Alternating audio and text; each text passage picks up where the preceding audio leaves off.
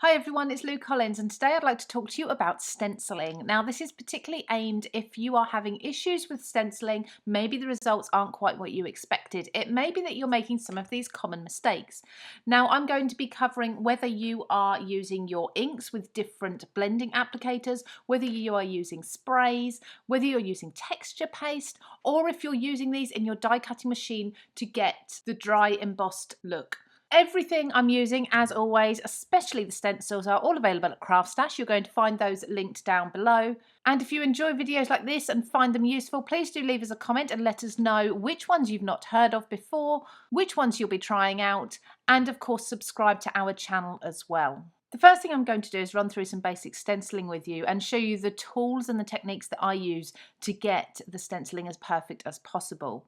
Now the first thing I always do is stick my stencil down. Now this may seem like a bit of a pointless step because you can simply hold it still. A lot of people also like to tape it and I'll actually be doing that as well.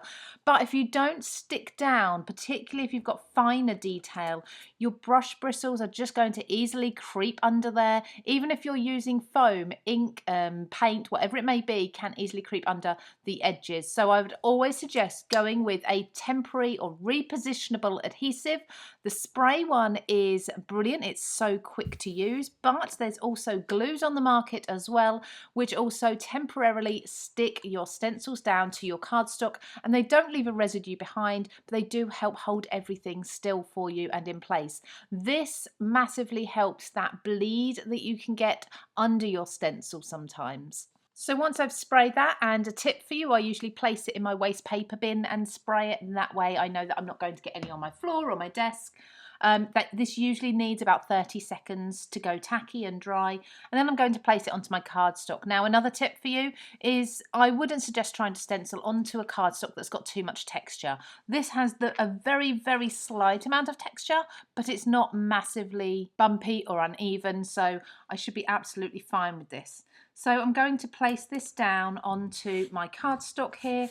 Now I've got a tiny little bit of overlap at either of the edges. Now although it could be really easy to try and just avoid those and think, oh, that's only a little bit, that will be fine, you'll actually find that you'll catch those edges and they'll be really obvious when you remove your stencil. So I'd always then suggest going around any edges that still have cardstock showing with a low tack tape as well. This way you can also then hold this down onto your mat or your desk or whatever you are inking onto.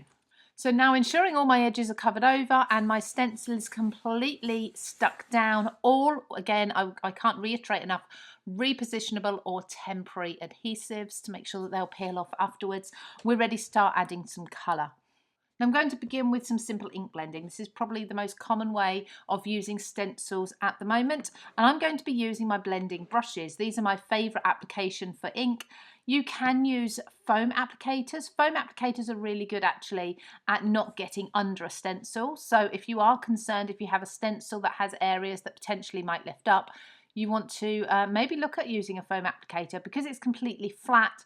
None of the colour, unless you use too much, which I will come to in a little while, can actually get underneath the stencil. So I'm going to use my brushes, but I'm making sure that I use a brush that is relatively flat. So if I was to use a brush like this, which has a point to it, those bristles can quite easily catch underneath as I'm working. So something that's flat. Now there are a range at CraftStash of different brushes. So we have these stencil brushes, which are smaller. They're great for adding detail. If you want to go with the larger area, then I would go for the larger blending brushes. But I think having both in your CraftStash is really helpful. We even have, coming very soon to CraftStash, really large blending brushes, which is brilliant if you're happy to cover a large area. And again, they have the flat base. Keep an eye on the website for those coming very soon. Now when you're blending, load up your blending brush or your applicator with ink, and I tend to go on ever so lightly to start with and build up the colour. That way I'm not getting any blotchiness with heavy ink soaking in. So I'm going to go ever so lightly, almost just touching the stencil to start with. And the beauty of this is that the stencils are always resistant to the inks. So you're always going to be able to use what's hit the stencil and basically blend that off the stencil onto your cardstock. So I'm going to just work in circles. Now the reason I work in circles and I go backwards and forwards, clockwise, anti-clockwise, and I work in small areas at a time, this is to make sure that I get into all the areas, all the angles of the stencil. If I didn't do this, and for example, I was blending back and forth like this, you're actually going to miss a lot of areas. So if I just work on this piece here and then we release our stencil, you'll be able to see the difference in the two. Now at the moment with the stencil down, they probably look very similar. Let's gently lift our stencil up. And what we have here is a much more of a solid colour here. All the angles, all the areas of the detail have been inked really nicely, and you've got a much deeper, more solid colour. Here you've got missed patches, and that's because we didn't go round in the circles, so we've missed some angles. Always, always clean your stencil as soon as you've finished with it. This is particularly important if you've been using texture paste.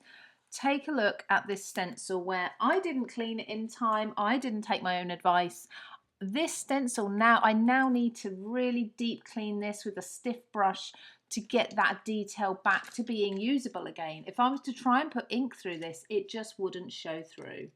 All stencils are washable. You can run them under the tap, you can take them to your sink, use warm soapy water, and you can leave them to air dry, or you can pat them dry so they're ready for immediate use again.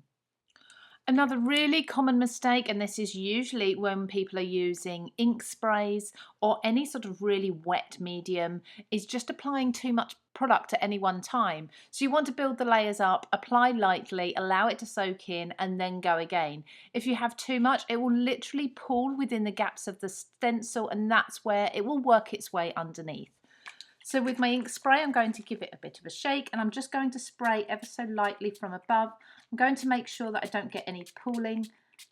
And then I'm going to leave that to dry. You can even use a piece of kitchen towel over the top to soak up the excess, and then I will go over that again.